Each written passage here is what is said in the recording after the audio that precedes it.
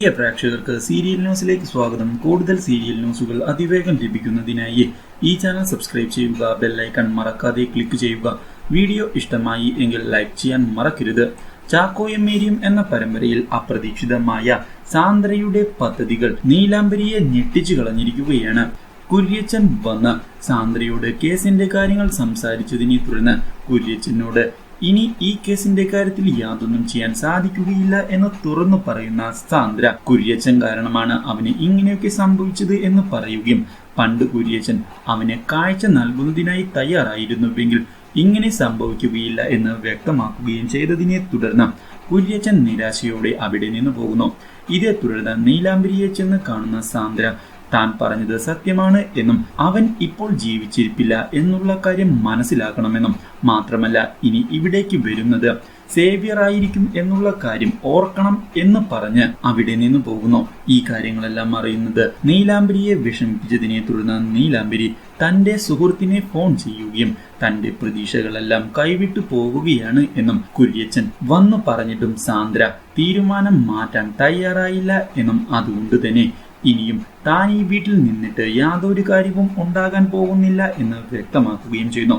ഇത് കേൾക്കുന്ന കൂട്ടുകാരി ആ ജോലി ഉപേക്ഷിച്ചുകൊണ്ട് മറ്റൊരു ജോലിക്ക് ശ്രമിക്കണമെന്നും അങ്ങനെ ചെയ്യുകയാണ് എങ്കിൽ സ്വന്തം നിലയിൽ അന്വേഷിക്കാൻ സാധിക്കുമെന്നും പറഞ്ഞതിനെ തുടർന്ന് കാര്യങ്ങൾ അങ്ങനെ തന്നെ ചെയ്യുന്നതിനായി നീലാംബരി തീരുമാനമെടുക്കുന്നു.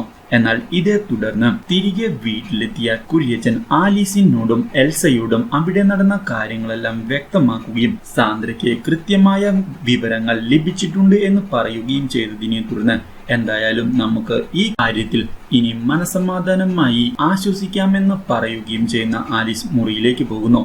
എന്നാൽ ഇതേ സമയം സാന്ദ്ര തന്റെ പുതിയ നീക്കങ്ങൾ പ്ലാൻ ചെയ്യുകയായിരുന്നു. തന്റെ ജൂനിയർ ഓഫീസറെ വിളിപ്പിക്കുന്ന സാന്ദ്ര ഉടൻ തന്നെ കസ്തൂരിയുടെ സ്ഥലം മുഴുവൻ റെയ്ഡ് ചെയ്യണമെന്നും അവിടെ നിന്ന് ഒരുപാട് ഭിക്ഷക്കാരെ രക്ഷിക്കാനുണ്ട് എന്നും, പക്ഷേ ഭിക്ഷക്കാരെ രക്ഷിക്കുന്നതിലല്ല മറിച്ച് കസ്തൂരിയെ കൈയോടെ പിടികൂടുന്നതിലാണ് കാര്യമെന്ന് വ്യക്തമാക്കുകയും അതുകൊണ്ട് തന്നെ റെയ്ഡിന്റെ കാര്യം മറ്റാരും അറിയാതിരിക്കുന്നതിനായി പ്രത്യേകം ശ്രദ്ധിക്കണമെന്ന് നിർദ്ദേശിക്കുകയും ചെയ്യുന്നു. ഇതേ തുടർന്ന് വീട്ടിലെത്തിയ സാന്ദ്ര നീലാംബരിയെ ചെന്ന് കാണുകയും താൻ ഒരു റെയ്ഡ് ചെയ്യാൻ പോവുകയാണ് എന്നും വരാൻ വൈകുമെന്നും വ്യക്തമാക്കുകയും ഈ കാര്യം മറ്റാരും അറിയാതെയാണ് താൻ ചെയ്യാൻ പോകുന്നത് എന്നും വ്യക്തമാക്കി അവിടെ നിന്ന് പോകുന്നു.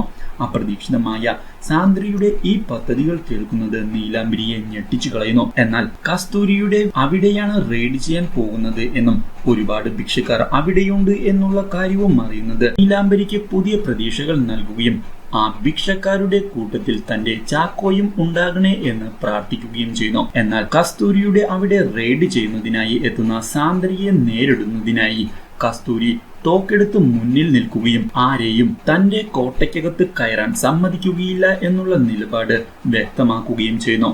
Do like, share and subscribe.